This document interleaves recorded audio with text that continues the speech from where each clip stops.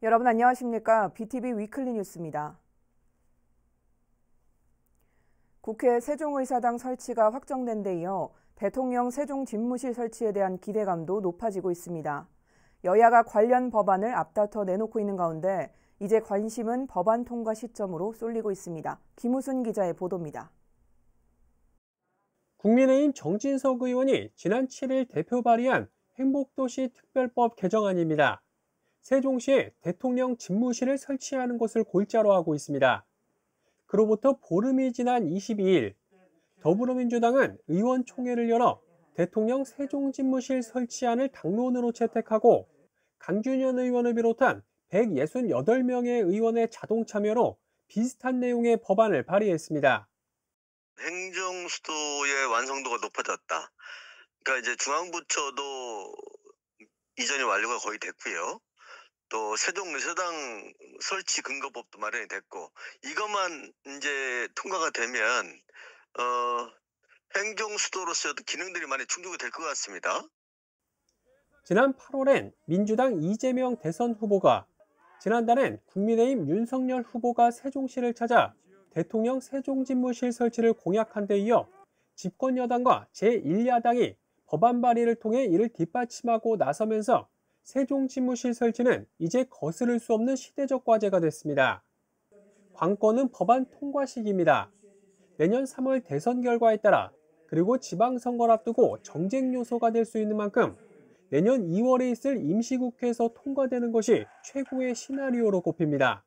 물론 이제 법 개정과 관련해서는 국회에서 다룰 문제이겠습니다만, 시간적으로는 가장 빨리 처리될 수 있는 것이 내년 2월 임시국회이기 때문에 최대한 그 2월 임시국회에서 처리될 수 있도록 여야 정당과 또 국회 측하고도 적극적으로 협력해 나가도록 하겠습니다.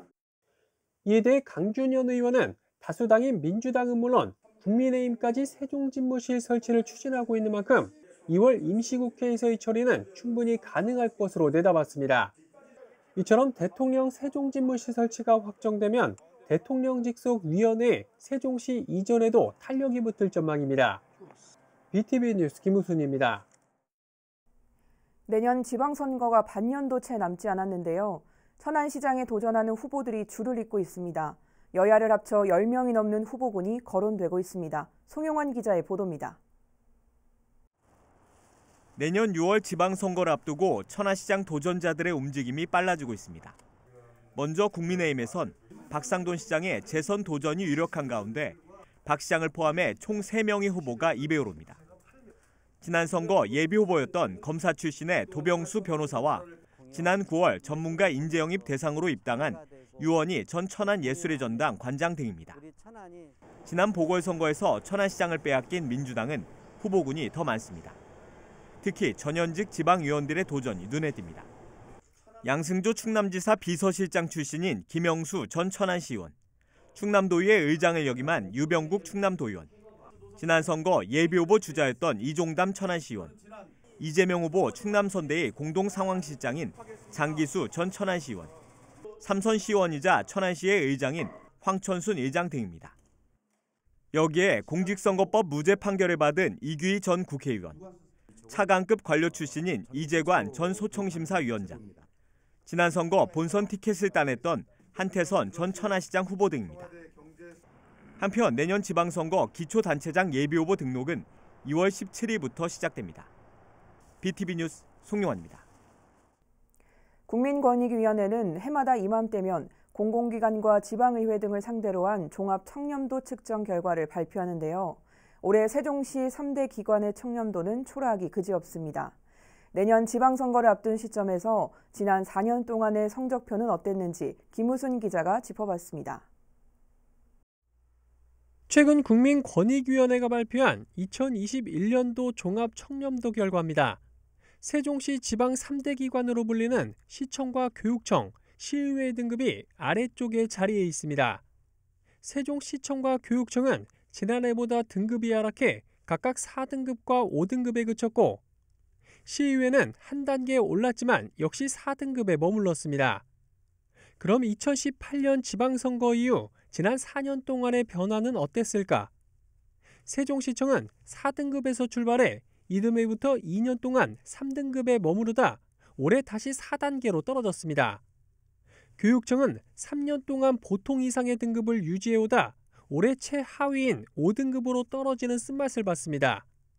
또 시의회는 지방선거 이듬해인 2019년 4단계에서 지난해 최하위인 5등급, 그리고 올해는 다시 4등급으로 올랐지만 줄곧 하위권을 맴돌았습니다. 이처럼 3개 기관 모두 좋지 못한 청렴도 결과를 받아든 가운데 주요 원인 가운데 하나로 단층제 행정구조가 꼽힙니다. 우리 시는 이제 광역이면서 기초를 겸하고 있는 그런 구조다 보니까 직접 민원인들을 상대해야 되는 비율이 좀 높습니다. 그 과정에서 아무래도 이제 민원인들의 불만이나 이런 것들이 좀 많이 있고 이런 부분들이 혹시 좀 작용하지 않았나. 그러나 세종시 출범 10년이 흐르고 있는 시점에서 여전히 단층제 구조 탓만 하는 것엔 무리가 있다는 지적도 나옵니다. 단층제이다 보니까는 시민들과의 접점이 많은 곳이다 보니 그 높은 기대 수준에 미치지 못하는 부분들이 분명히 있었다고는 보여지지만, 하지만 내부 청렴도, 외부 청렴도에서 단계적으로 이제 발전되지 못했다라고 하는, 그리고 이제 행정수도 10년이라고 하는 데서도 여전히 낮은 등급이라고 하는 걸 갖고 있는 데서는 분명히 근본적인 문제가 있다라고 보여지는 거고. 국민의힘 세종시당도 최근 보도자료를 통해 교육감의 공직선거법 위반 등의 혐의에 따른 수사, 또 일부 시의원들의 땅 투기 의혹 등을 언급하며 하위권에 머무는 청렴도 결과는 당연한 인과응보란 평가를 내놓기도 했습니다. 세종시 출범 10년, 그리고 민선 4기 지방자치가 출범하는 2022년엔 3개 기관 모두 청렴도 향상의 변곡점을 맞이하길 바라봅니다. 시민들의 눈높이에 맞고 변화된 환경에 맞는 그런 쇄신안들이 한 번이 아니라 시리즈로 계속 꾸준하게 나와야지만 정책에 대한 신뢰성, 이런 것들을 가지고 시가 움직일 수 있겠다, 이렇게 생각을 합니다. BTV 뉴스 김우순입니다. 충청남도가 전국에서 처음으로 0세에서 고3 학생까지 100% 무상교육 시대를 엽니다. 충남도와 교육청이 내년부터 도내 어린이집과 사립유치원에 대한 전면 무상교육을 실시하기로 했습니다. 송영환 기자의 보도입니다. 앞으로 충남에서 아이를 키우는 부모들은 보육료를 부담하지 않아도 됩니다.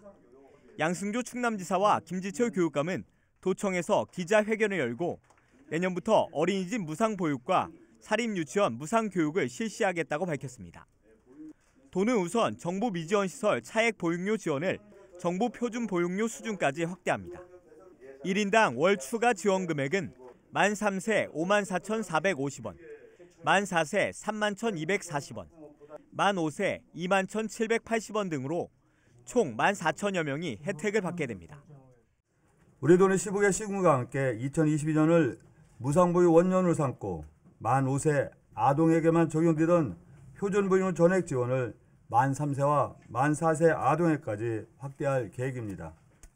또 그동안 만 3세에서 4세는 60%, 만 5세는 80%였던 국공립과 법인 보육교사 인건비 지원 비율도 모두 80%로 통일하기로 했습니다. 현재 만 5세에만 지원되던 사립유치원 표준교육비도 내년부터 만 3세에서 5세로 확대됩니다. 총 소요 예산은 326억 원으로 일정 비율로 충남도와 교육청이 분담할 예정입니다. 2022년 내년부터는 지원 대상을 만 3세와 4세까지 확대하는 것입니다. 이는 전국 최초입니다.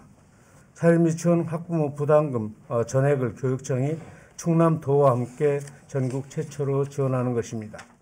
이 밖에도 어린이집 보육 도우미에 대한 인건비 지원과 장애아 전담 보육교사의 수당 현실화, 가정 어린이집 영아 전담 보육교사 근무 환경 개선 등도 이뤄지게 됩니다. BTV 뉴스 송영환입니다.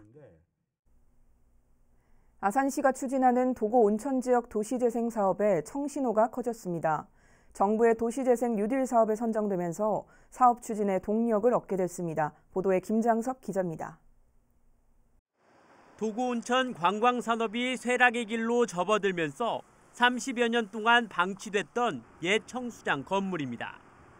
아산시는 지속적인 침체를 겪고 있는 도고 지역의 활성화를 위해 해당 건물을 매입하고 혁신 공간으로 거듭나기 위한 아산 도시 포럼을 여는 등 도시재생 사업에 시동을 걸었습니다. 이런 가운데 도구 온천 지역 도시재생 사업이 국토교통부가 추진하는 도시재생 뉴딜 사업에 선정됐습니다.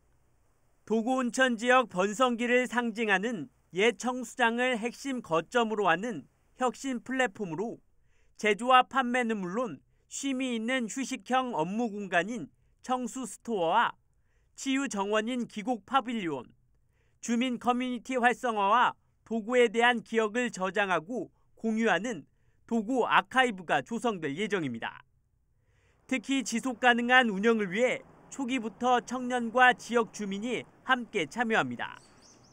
내년부터 3년간 투입되는 사업비는 모두 103억 원으로 이 가운데 60억 원이 국도비로 지원됩니다. 지역 주민이라든지 상인과 우리 아산 지역에 있는 청년들이 결합이 돼서 혁신 공간을 저희가 시에서 조성을 하고 조성된 혁신 공간에 방문객들을 좀 유치를 해서 지역 활력화를 도모를 하는 이런 목적이 되겠습니다. 국비 확보로 도구 온천 지역 도시재생 추진에 동력을 얻으면서 도구를 넘어 서부권 지역의 활력 찾기에 청신호가 켜졌습니다. BTV 뉴스 김장섭입니다. 아산시가 문예회관 건립 사업을 자체 시비로 추진하기로 했습니다. 시는 그동안 임대형 민간 투자 사업인 BTL 방식으로 추진했지만 투자 대비 편익성이 높지 않고 사업 기간도 늘어나 사업 방식을 변경한다고 밝혔습니다. 이미 BTL 방식으로 추진한 타 지자체들은 높은 이자 비용과 운영비로 어려움을 겪고 있는 것으로 나타났습니다. 선우문 복지문화국장은 아산시의 성장세를 발판으로 시 재정 상태가 양호해져 자체 재정 투자 사업으로 추진이 가능해졌다고 설명했습니다. 이어 자체 재정으로 사업을 추진함에 따라 오는 2025년까지 문예회관을 완공할 것이라고 내다봤습니다.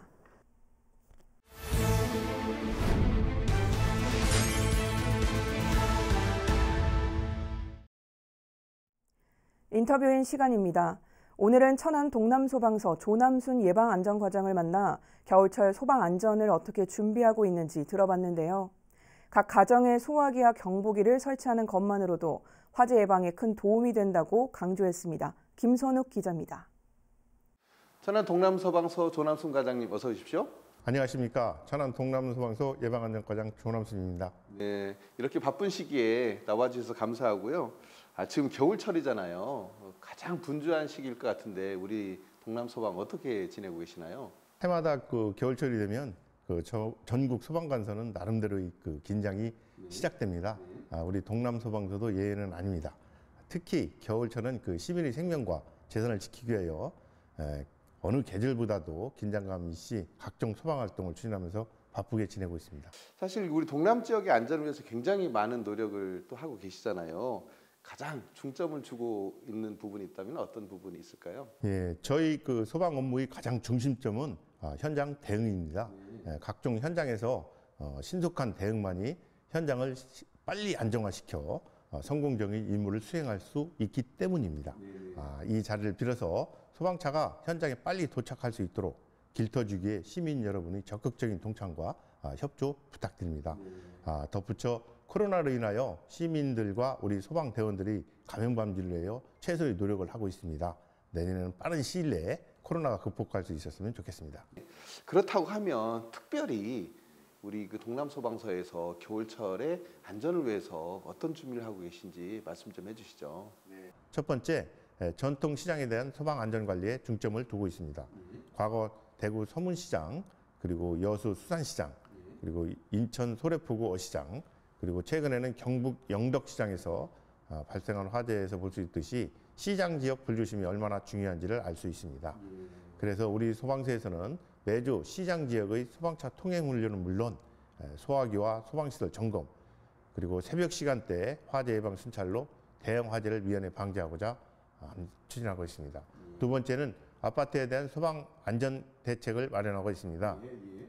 최근 우리 천안에 고층 아파트가 증가하고 있습니다. 이러한 증가 추세에 따라 우리 소방서에서는 화재 발생 시 행동 요령이 담긴 아파트 화재 대응 매뉴얼을 만들어 보급하고 있습니다. 사실 우리 천안 지역이 도시와 농촌이 굉장히 조화로운 도시잖아요. 그러다 보니까 소방 행정도 도시와 농촌이 다른 행정을 하셔야 될 것 같은데 이런 부분은 어떻게 극복해 나가고 계신가요? 우리 소방서에서는 원거리 화재의 신속 대응을 위하여 농촌 지역 호스리 소화전을 설치 사업을 꾸준히 추진하고 있습니다. 현재 관내에는 60개 호스리 소화전이 설치되어 화재 진압용으로 운영하고 있으며 사용법과 작동법이 간단하여 남녀노소 모두 활용하기 쉽고 또 소방차가 도착하기 전에 마을 주민들이 초기 화재를 진압할 수 있는 유용한 시설입니다. 또한 우리 동남소방서에서는 장애인, 독거노인 그리고 한부모 가정 등 취약계층에 대하여 화재 소화기와 화재 경보기를 보급하고 있습니다. 작년에도 1,644가구와 올해는 2,820가구에 대하여 보급 사업을 완료하여 도시와 농촌 지역의 시민 모두가 동등한 소방 혜택을 받을 수 있도록 노력하고 있습니다. 그래서 그 결과로 올해 기관 최고 표창인 대통령 표창도 받으셨잖아요. 이 기회에 자랑 한번 해주시죠. 네, 고맙습니다. 소방 업무 수행에 있어 우리 구성원 모두가 혼연일체에 낸 성과라고 자부합니다. 이 자리를 빌어서 우리 직원 여러분 노고에 감사드립니다. 현장 활동은 물론 행정 그리고 민원, 복무관리 업무 등의 남다른 노력이 결과라 생각합니다. 앞으로 자만하지 않고 모든 일에 최선을 다하고 책임 있는 소방인이 될 것을 다시 한번 다짐하고 싶습니다. 또 올해가 얼마 남지 않았잖아요. 그리고 또 겨울이 또 다가왔으니까 우리 시민들께 당부하시고 싶은 말씀 있으시면 한 말씀 해주시죠. 네, 전국적인 화재 통계를 볼 때 주택 화재로 인한 인명 피해가 약 40%로 상당 부분을 차지하고 있습니다. 그러기에 시민 여러분은 가정의 안전을 지킬 수 있는 기초 소방시설인 소화기하고 그다음에 화재 경보기를 꼭 비치하기를 권고드립니다. 또한 겨울철 난방을 위하여 사용하고 계신 전기 용품이라든지 농촌 지역에서 사용하는 화목 보일러 사용에 있어서 각별히 주의가 필요합니다. 주변을 돌아보시고 혹 불안전한 것이 무엇이 있는지 반드시 살펴봐 주시길 바랍니다. 마지막으로 동남소방서에서는 시민의 안전을 최우선으로 생각하고 24시간 365일 한순간 방심하지 않고 시민의 안전을 책임지는 불침번으로서 최선을 다할 것을 약속드립니다. 감사합니다. 네. 지금까지 우리 과장님 말씀 쭉 들으면서 우리 시민들은 올 겨울이 정말 따뜻하고 안전하게 날 수 있겠구나라는 생각이 들어서 너무 마음이 좋고요. 지금 가지신 그런 계획을 차근차근 이루셔서 우리 천안 시민 모두 안전한 겨울이 될 수 있도록 노력해 주시기 바라겠습니다. 오늘 이렇게 나오셔서 고맙습니다. 예, 감사합니다. 지난달 아산 송악면의 한 공공건물이 수년째 방치되면서 지역에 흉물이 되고 있다는 소식 전해드린 바 있는데요. 보도 이후 송악면 주민센터가 다음 달 중 해당 건물을 철거하기로 했습니다. 보도에 김장섭 기자입니다. 아산 송악면 의용소방대와 중대본부가 사용하던 건물입니다. 의용소방대에 이어 지난 2014년 7월 중대본부가 이전한 뒤 현재까지 사용되지 않은 채 방치되고 있습니다.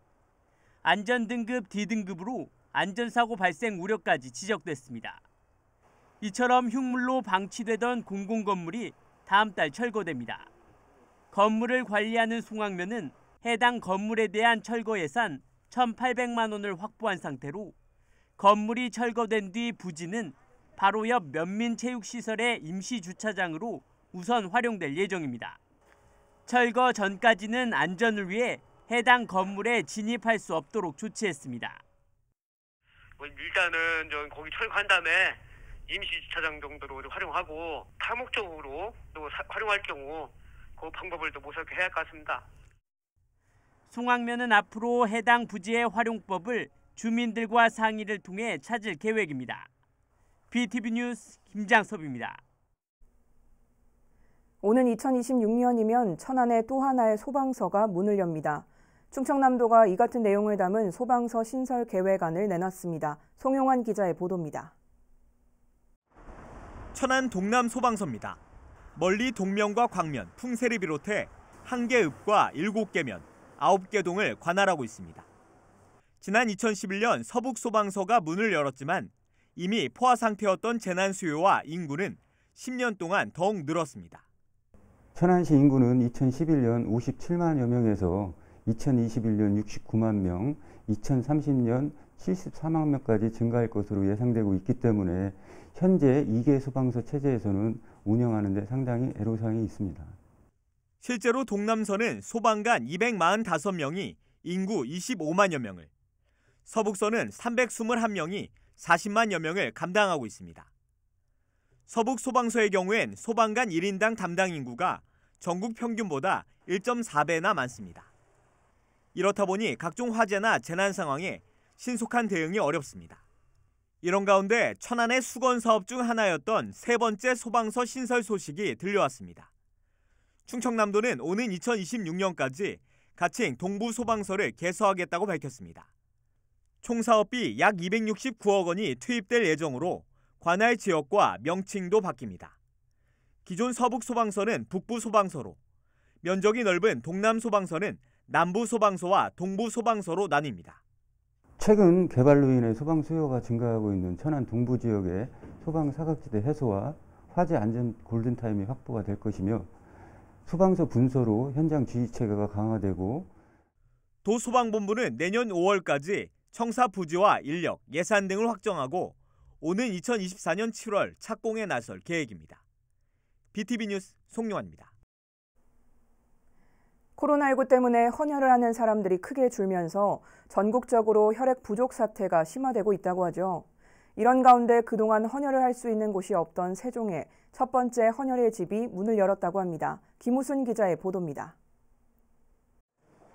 지난 13일 문을 연 세종시 첫 헌혈의 집입니다. 코로나19가 재확산하는 상황에도 불구하고 헌혈을 위한 발길이 계속해서 이어집니다. 2달에 한 번씩 꼭 전원 헌혈이 기간이 돌아오면 참여하고 있습니다. 세종에 따로 거주하시는 분들도 접근성이 좋아져서 헌혈의 기회가 더 이렇게 늘어났다는 것에 좋아하고 있습니다. 세종시 최초의 헌혈의 집은 나성동의 한 상가 건물에 들어섰습니다. 체열 침대 8대를 비롯해 혈소판 성분 체열기 1대와 혈장 성분 체열기 4대를 갖추고 하루 30명, 연간 7,200여 명의 헌혈자 모집을 목표로 하고 있습니다. 특히 그동안 세종시에 헌혈의 집이 없어 찾아가는 헌혈버스를 기다려야 했거나 인근 지자체까지 찾아가 헌혈해야 했던 불편을 덜 수 있게 됐습니다. 그동안 세종 시민들이 조금 불편하시겠지만 대전 시내 헌혈집을 통해서 헌혈을 많이 참여를 하셨고요. 세종시 안에서는 시민의 헌혈의 날이라고 저희가 한 달에 한 번 정도 정기적으로 지역을 방문해서 단체 헌혈을 하는 그런 시스템으로 운영하고 있었습니다. 예, 이제 헌혈의 집이 생겼으니까 이제 많은 분들이 헌혈의 집을 찾으셔서 헌혈 문화에 조금 동참할 수 있는 그런 기회가 되었으면 좋겠습니다. 이러한 세종시 첫 헌혈의 집 운영을 축하하기 위해 지난 20일엔 보건복지부 차관 등이 참석한 가운데 세종센터 개소식을 열기도 했습니다. 코로나19 탓에 전국적으로 혈액 수급에 비상이 걸린 상황에서 이번 헌혈의 집 세종센터 운영을 계기로 헌혈에 대한 관심과 참여가 높아지길 기대해 봅니다. 최근에 코로나19가 다시 확산되면서 사회적 거리두기가 더 강화가 됐기 때문에 헌혈 참여를 꺼리는 분들이 더 많아졌습니다. 또 더군다나 단체 헌혈에 참여하는 단체들이 많이 줄다 보니까 혈액 수급에 많이 어려움이 발생하고 있는데요. 이런 기회를 통해서 시민 여러분들께서 적극적으로 헌혈을 참여할 수 있는 그런 기회가 되었으면 좋겠습니다. BTV 뉴스 김우순입니다. 2021년도 이제 저물어가고 있습니다. 올 한 해도 BTV 뉴스에 관심 가져주신 시청자 여러분께 진심으로 감사 인사를 드리면서 다가오는 2022년에도 더욱 알찬 소식으로 여러분 찾아뵐 것을 약속드립니다. 한 해 마무리 잘하시고 새해 복 많이 받으시기 바랍니다. 고맙습니다.